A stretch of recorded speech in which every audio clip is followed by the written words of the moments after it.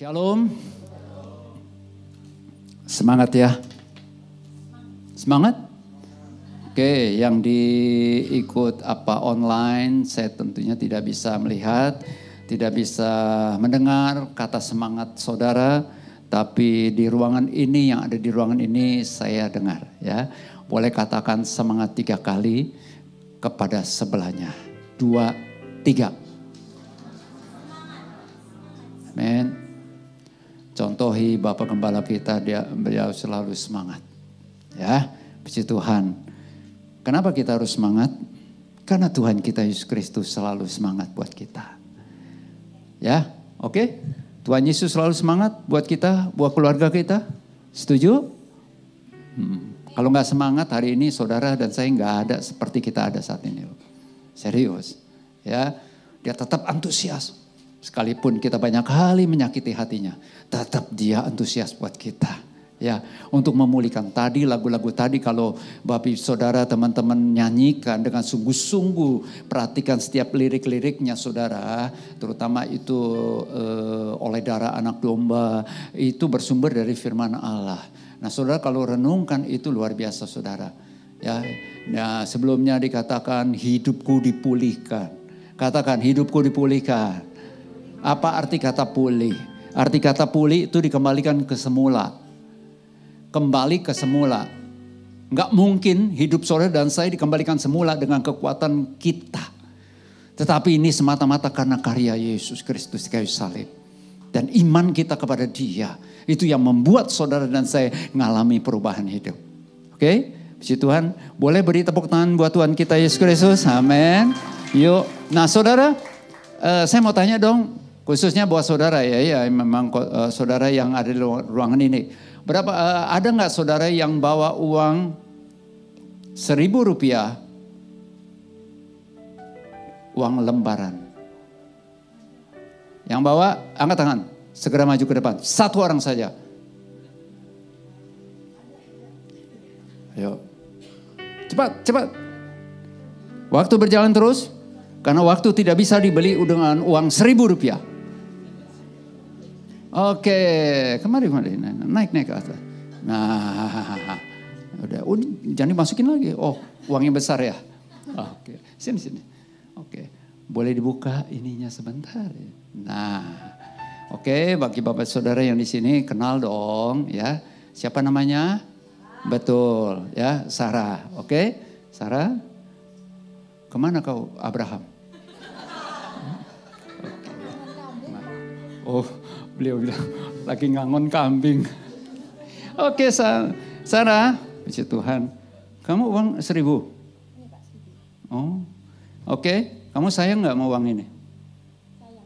Hah? Sayang. Betul. Sayang banget? Enggak sih.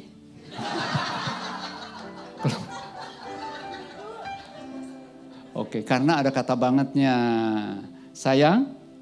Kenapa? Buat beli permen, Pak. Oke, saya nggak tahu zaman dulu memang saya suka beli permen juga. Tapi uangnya nggak segini. Kalau zaman dulu pakai uang segini, entah berapa banyak itu permen ya. Oh, 4. Kalau sekarang? Oh, kalau sekarang kulitnya aja katanya. Oke, saya terjemahin aja langsung karena dia nggak. Oke, Sarah sebentar.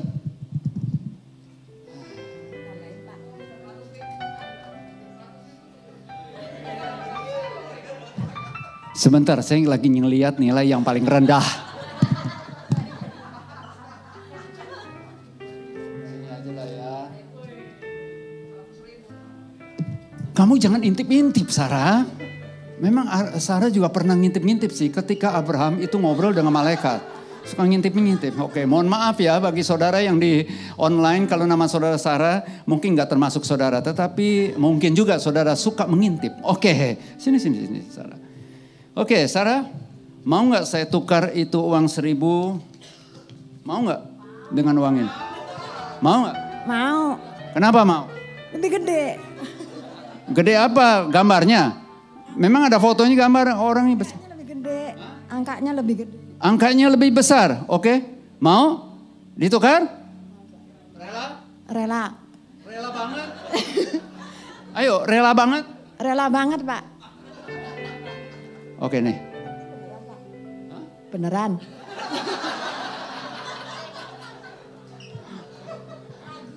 Sini. Oke. Udah.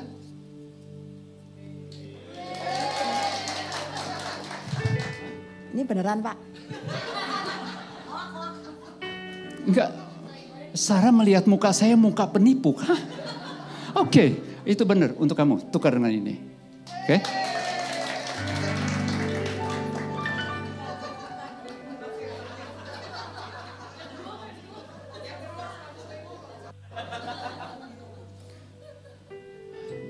Lain kali ibadah berikutnya bawa itu 1000-an, biar banyak, bagi-bagi. Oke, saya simpan. Kenang-kenangan dari istrinya Abraham.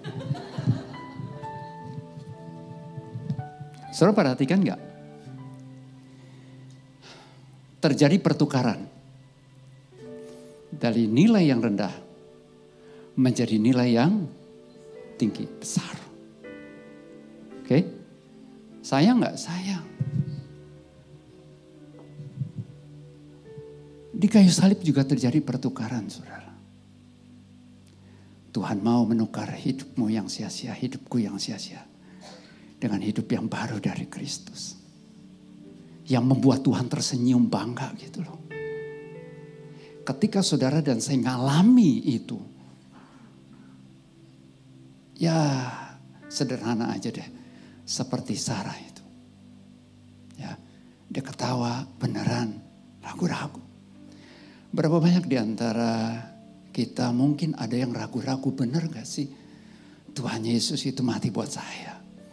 Bener gak sih pengorbanan Yesus habis-habisan itu sebenarnya juga buat saya? Sehingga seandainya seluruh dunia orang benar, tapi hanya aku sendiri. Orang berdosa, orang bersalah. Benar gak sih bahwa Yesus mau datang ke dalam dunia hanya untuk aku seorang?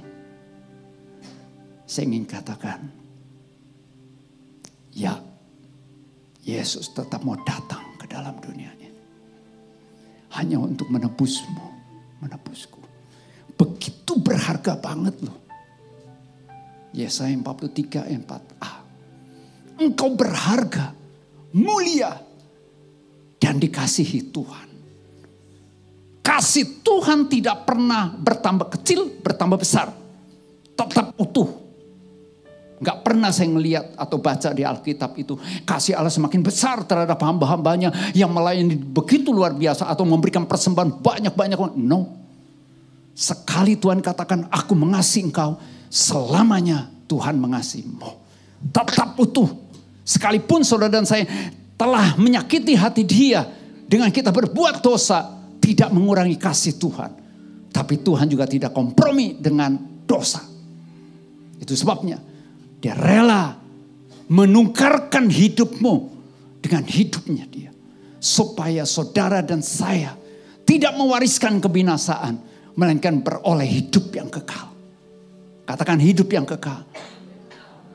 Apa itu hidup yang kekal? Sederhananya begini, hidup kekal itu hidup seperti yang Tuhan inginkan. Hidup berkualitas di mata Tuhan, bukan di mata manusia loh. Di mata Tuhan. Kita kerjakan apapun juga, profesi kita apapun juga, kita dapat melakukannya dengan kualitas seperti yang Tuhan mau. Beri tepuk tangannya meriah buat Tuhan. Oke. Siap-siap ya. Nah, untuk kita memperoleh, mendapatkan, menjalani hidup seperti yang Tuhan mau. Sama dengan saya ini. Ketika saya persiapan ini, saya lebih dari sekali saya nangis. Betul lah. Saudara, kita harus serupa dengan Yesus Kristus dalam kematiannya. Katakan serupa dengan Yesus dalam kematiannya.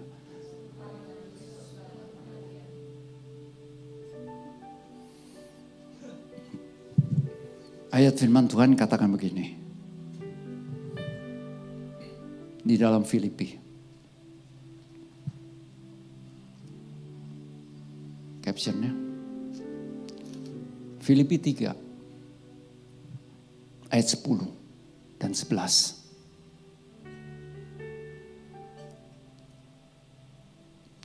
Yang ku kehendaki ialah mengenal Dia dan kuasa kebangkitannya dan persekutuan dalam penderitaannya, di mana aku menjadi serupa dengan Dia dalam kematiannya.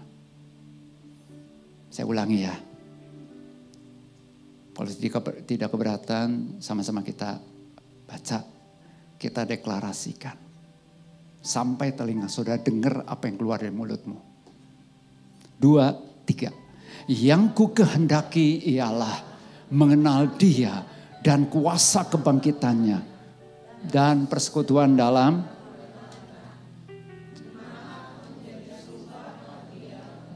kematiannya. Ayat 11. Supaya beroleh kebangkitan dari antara orang mati. Ketika saya renungkan, ini memang bisa saja punya aspek, ayat 11 khususnya, tolong Vin. Ayat 11 dikatakan apa? Supaya aku akhirnya beroleh kebangkitan dari antara orang mati. Satu sisi kalau sekilas kita pikirkan, iya kita semua ketika kita mati kita akan dibangkitkan pakai tubuh kemuliaan. Yes. Tapi saya dapatkan pemahaman satu lagi. Kita dibangkitkan dari antara orang-orang yang mati sekalipun hidup. Paham? Yaitu ketika kita percaya kepada Yesus Kristus Tuhan, kita dilahirkan kembali, itu yang namanya dibangkitkan. Nah saudara,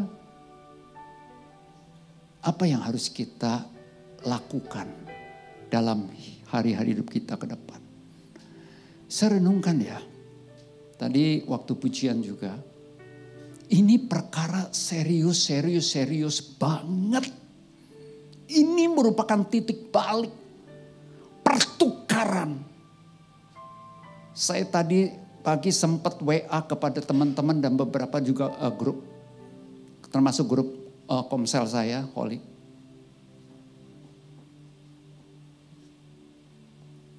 Inilah yang harus kita renungkan, atau hari ini saya katakan selamat Jumat Agung, selamat merenungkan dan memaknai penderitaan, pengorbanan dan kematian Yesus di kayu salib. Ada ayatnya saya sampaikan. Dan saya kasih lagu juga. Lagunya lagu lama. Tapi di arrange bagus.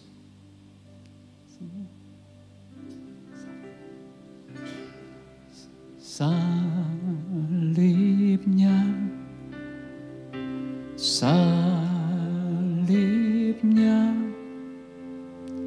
selama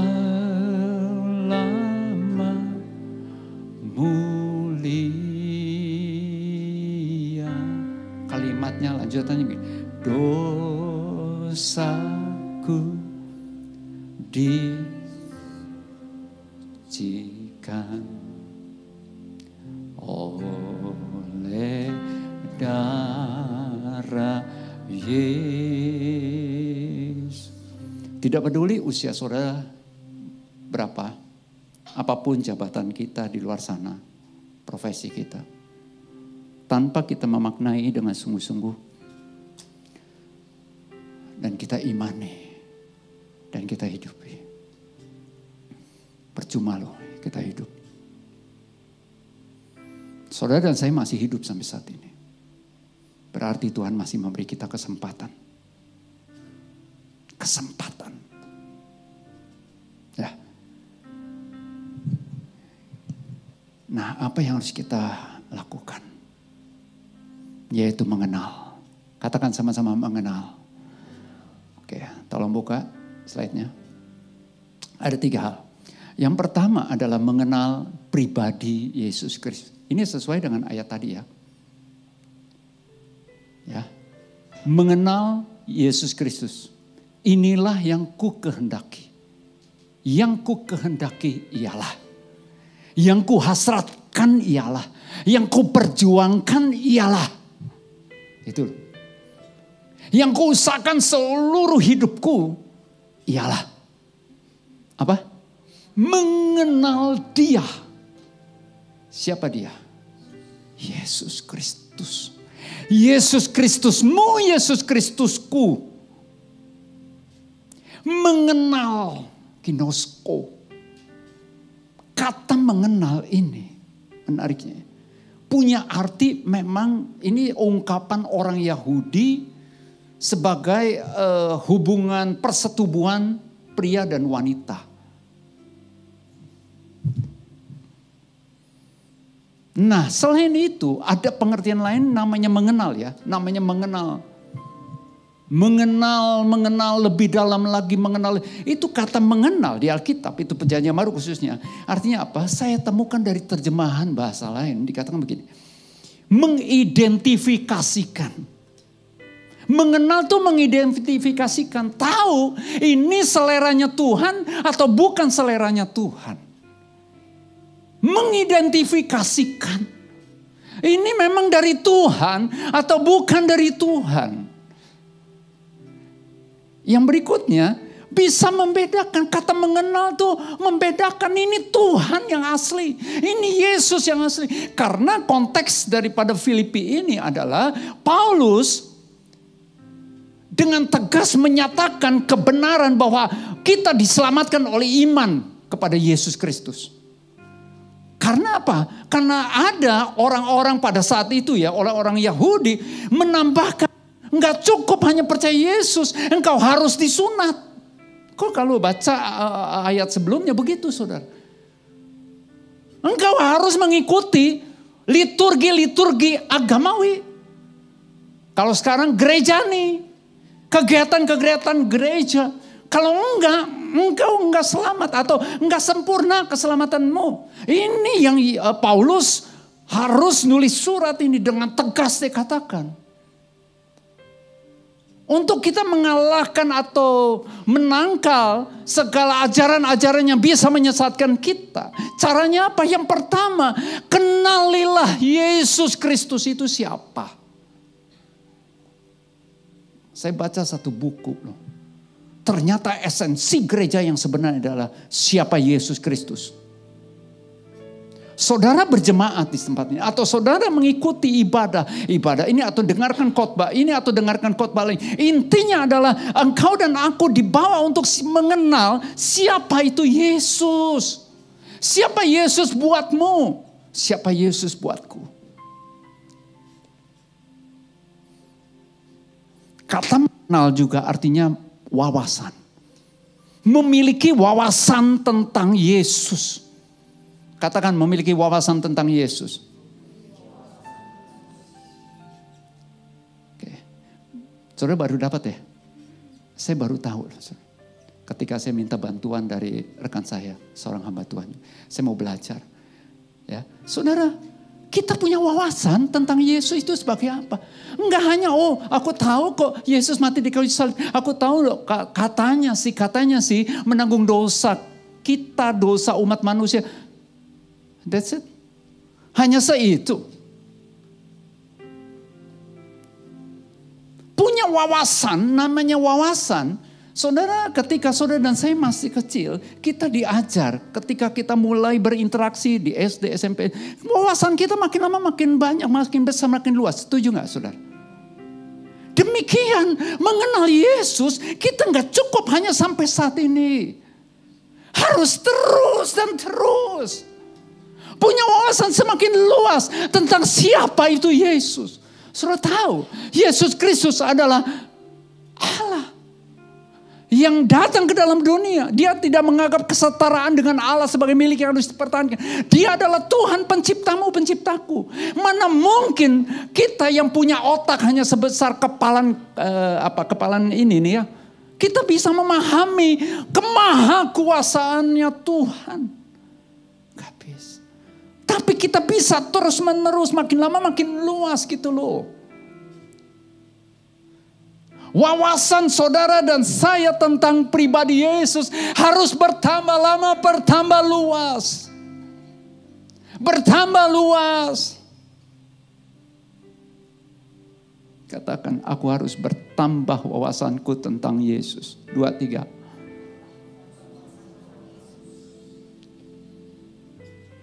Jangan puas diri untuk engkau dan aku belajar mengenal siapa Yesus.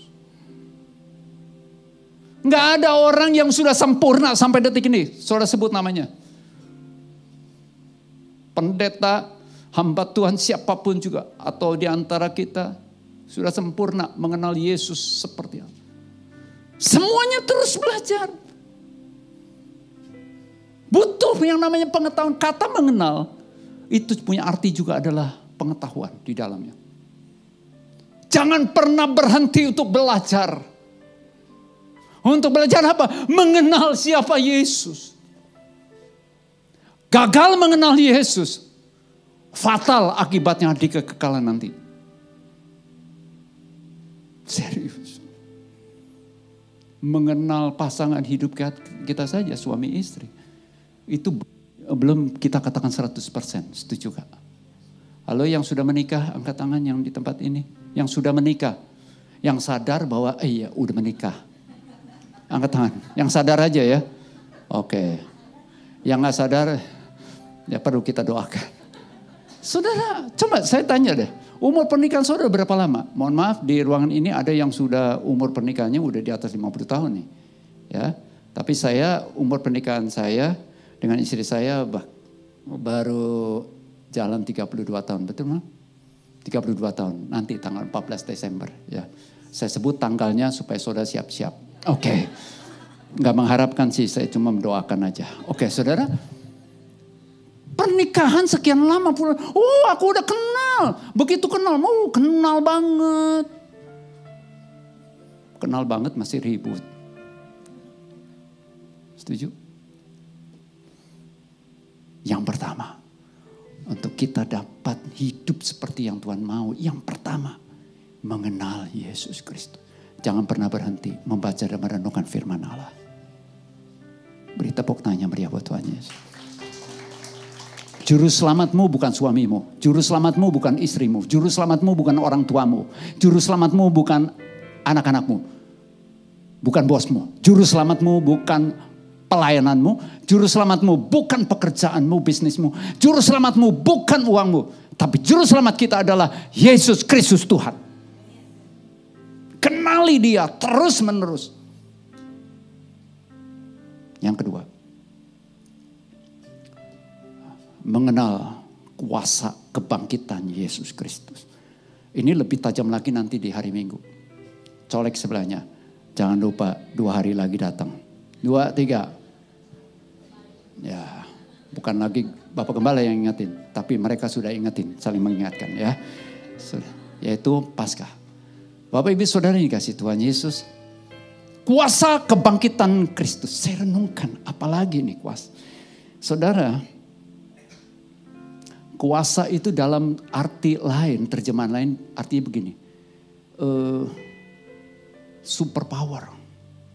Bukan sekedar power loh. Super power. Bahkan mega power lah istilahnya. Sangat-sangat berkuasa itu. Yang namanya kebangkitan Yesus. Kok kebangkitan Yesus ya? Saya renungkan lagi, aduh Tuhan apa? Ternyata begini saudara. Kuasa kebangkitan Yesus. Maksudnya adalah, memangnya kita mati. Firman Allah katakan. Ya, di dalam Kolose. Bahwa dahulu kita mati karena dosa. Banyak orang hidup padahal mati di hadapan Tuhan. Mati spiritualnya.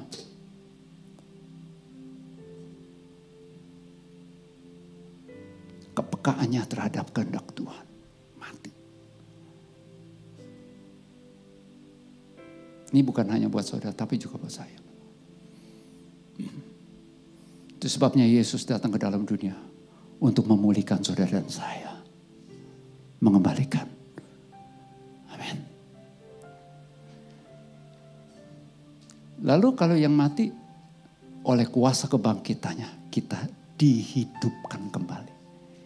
Arti kuasa kebangkitan di sini adalah kuasa yang menghidupkan saudara kembali dengan hidup yang baru. New life. Katakan hidup baru. Katakan hidup baru. Itu kuasa kebangkitan Kristus.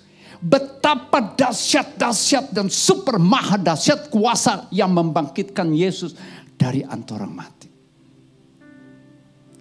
Kok bisa? Bukankah aku orang yang berdosa, becat moral? Pandang salib.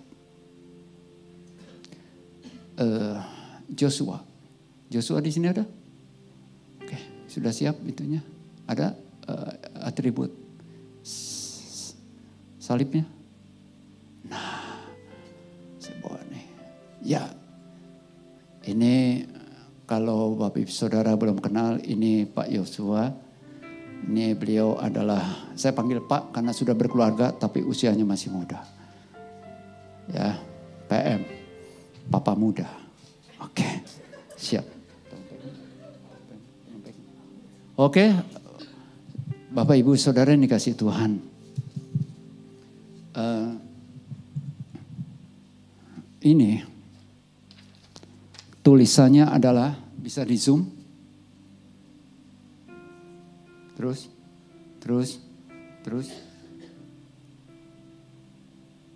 Oke, cukup. Apa? Saya dan dosa saya. Saya pakai kata ini sederhana ya. Tapi ini dasarnya adalah firman Allah. Beberapa ayat yang saya pakai, ya paling tidak saya bisa simpulkan inilah. Kesalahan-kesalahan saudara dan saya karena tidak mentaati perintah Tuhan. Sekalipun perintah itu sederhana menurut manusia. Tapi itu sangat fatal akibatnya kalau kita nggak taat. Firman Tuhan katakan, ini semua dosa kita dan kita.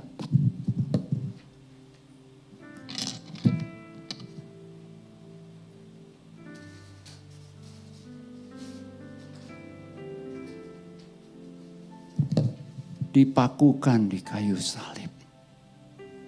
Kayu salib siapa? Yesus. Alkitab katakan kalau kita dibaptiskan, kita menjadi sama dengan kematiannya. Ya, bahkan gak hanya ini. Dalam terjemahan firman Allah yang hidup, FAYH, firman Allah katakan ini. Ia telah mencoret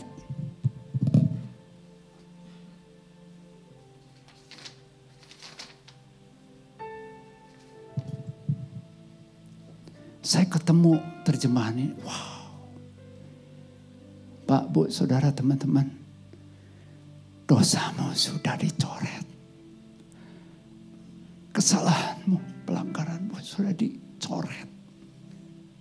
Dan dipakukan di kayu salib. Di kayu salib, satu kata Yesus katakan apa? Tetelestai. Sudah genap, sudah selesai.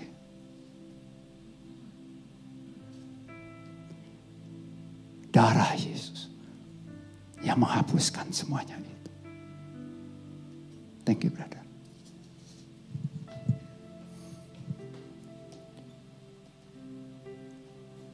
Hidupmu, hidupku, alam Kristus, bukannya kita lagi. Tapi Yesus Kristus yang hidup di dalammu. Bisa. Dahulu memang kita mati, orang mati. Sekalipun kita hidup, kita boleh berkarya luar biasa. Tapi di mata Tuhan mati. Firman Tuhan katakan. Tapi oleh iman kita kepada Yesus Kristus, kita dilahirkan kembali. Kita menjadi ciptaan baru. Nah, itu harus dinyatakan. Kristus dipermuliakan. Iblis dikalahkan. Lagu tadi dikatakan oleh kesaksian kita. Betul? Ada pujiannya? Gimana tuh oleh kesaksian kita? Oleh darah anak domba oleh. Stop. Itu ayatnya ada. Maksudnya apa? Kesaksian hidupmu dan hidupku di hadapan orang sekitar kita dimanapun saudara berada. Itu mematahkan segala pendakwaan iblis. Dan orang akan melihat bukan hanya kita tetapi ada sesuatu yang berbeda. Yang berbeda itu adalah tanda kutip. Dialah Yesus Kristus. Kuasa kebangkitan itu yang memampukan saudara dan saya untuk bisa tidak berbohong, bisa jujur. Sekalipun lingkungan kita itu korupsi atau bohong. Kuasa kebangkitannya bekerja dengan luar biasa di dalam setiap pribadi saudara dan saya yang percaya kepada Yesus. Sehingga kita mampu ketika kita marah kepada siapapun juga di keluarga tidak mengeluarkan kata-kata kotor. Amin. Karena kuasa kebangkitannya itu bekerja dengan luar biasa. Seorang suami tidak perlu engkau diajari untuk tidak boleh berlaku kasar terhadap istrimu. Kuasa kebangkitan Kristus bekerja dengan luar biasa. Engkau mampu tetap bersikap lembut. Tetap bisa melepaskan pengampunan buat siapapun. Seorang istri demikian terhadap suaminya. Orang tua terhadap anak. Anak terhadap orang tua. Kita terhadap sesama kita. Saudara dan saya mampu membalas kejahatan. Bukan dengan kejahatan tapi dengan kebaikan. Memberkati dia. Mampu. Karena kuasa kebangkitannya. Engkau izinkan bekerja. Amin. Itu yang namanya hidup baru. Hidup seperti yang Tuhan mau. Seperti apa? Pelajari firman Allah. Dan yang ketiga.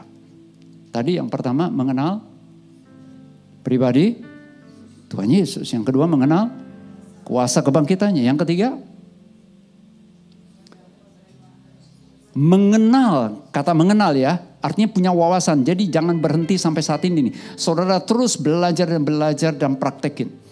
Ya, bukan berarti mari sama-sama yuk kita lepaskan semua pekerjaan kita bersama-sama masuk ke sekolah Alkitab. Enggak ada hubungannya istilahnya kalau saya boleh katakan tanda kutip. Enggak ada hubungannya. Tapi biar saudara tekuni terus. Karena itulah yang membawa saudara semakin lama semakin dewasa di dalam Kristus di mata Tuhan. Kata mengenal loh. Yang ketiga adalah mengenal persekutuan dalam penderitaannya. Coba buka lagi. Mengenal persekutuan dalam penderitaannya. Ini ayat 10 tadi. Nah maksudnya apa? Kata bersekutu itu artinya sama. Simpelnya gini. Sama dengan apa yang Yesus lakukan. Yesus menderita oleh karena apa? Oleh karena kebenaran. Yesus berkali-kali difitnah. Betul gak? Enggak diakui. Bahkan oleh keluarganya. Seorang nabi tidak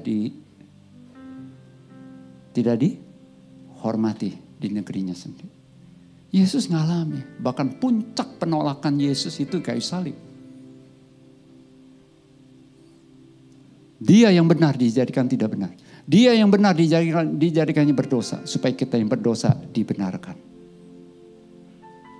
Itu loh Yesus. Nah, maksudnya apa? Simpel lah. Ketika saudara hidup dalam kebenaran, ingat, kita tinggal di dunia yang banyak ketidakbenaran. Siap-siap. Nggak usah siap-siap deh. Sampai saat ini juga saudara pernah mengalami itu. Betul gak sih? Perlakuan gak adil. Tapi itulah memang dunia. Saudara mengalami penderitaan, penganiayaan, belum sampai separah seperti Yesus. Jangankan Yesus, Paulus. Wah, apakah nanti akan mengalami? Enggak tahu, Tuhan punya kedaulatan. Tapi yang penting mulai dari sekarang. Kalau kok saya berbuat baik, udah berbuat begini baik sama dia, kok balasannya seperti ini? Udah gak usah komplain. Yesus lebih lagi dari saudara dan saya. Setuju gak sih? Yuk sama-sama kita berhenti untuk mengeluh. Colek sebelahnya, berhenti mengeluh. Berhenti komplain. Saudara yang kerja di kantor. Gaji nggak naik-naik ya. Little to me, but salary not up. Nggak usah ngeluh. Tuhan Maha tahu, Tuhan tahu yang kau butuhkan. Setuju nggak? Udah, saudara memberkati bos kamu. Halo? Udah. Saudara mau mengutuk? Percuma. Dalam artian berubah? Enggak. Malah saudara jadi berdosa. Nggak usah dikutuk, mohon maaf ya. Cepat atau lambat dia juga akan mati nanti. Iya, saudara nggak usah kutuk. Berkati, ucapkan berkat. Itu kan yang Tuhan mau. Kuasa kebangkitannya bekerja di dalam diri saudara. Sehingga ketika saudara mendapat perlakuan yang gak adil, saudara bisa berespon benar. Percaya gak saudara Bapak Ibu? Ketika kita berespon benar, kita sedang memperlancar berkat Tuhan mengalir. Yang percaya angkat tangan tinggi-tinggi. Tepuk tangannya meriah buat Tuhan Yesus. Karena memang umumnya jemaat paling suka dengan satu kata yang namanya berkat. Persekutuan dalam penderitaan sama. Persekutuan itu artinya, ya saya ngulik lagi, itu artinya sama dalam penderitaan. Yesus mati di kayu salib. Yesus mati. Kematian Yesus itu karena dosa. Karena dosa siapa? Bukan dosanya, tetapi dosa kita semuanya. Oke. Firman Tuhan katakan begini. Ya, kelanjutannya dibilang apa? Sehingga akhirnya